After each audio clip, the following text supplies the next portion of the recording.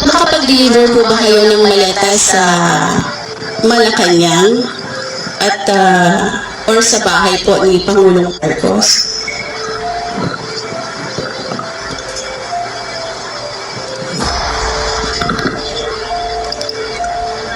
Opo.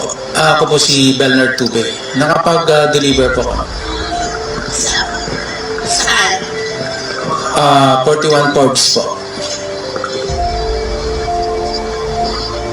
So ito po yung bahay di umano ni Pangulong Ferdinand Marcos Jr. Yes po. Meron din po kami sa Ilocos. Kasama po si Kong Saldi.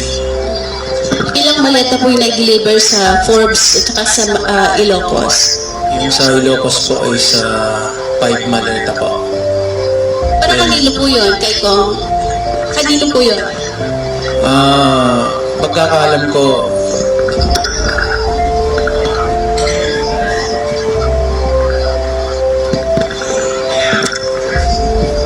para maklaro lang, no? Nag-deliver sila sa Ilocos Norte, sa bahay mismo.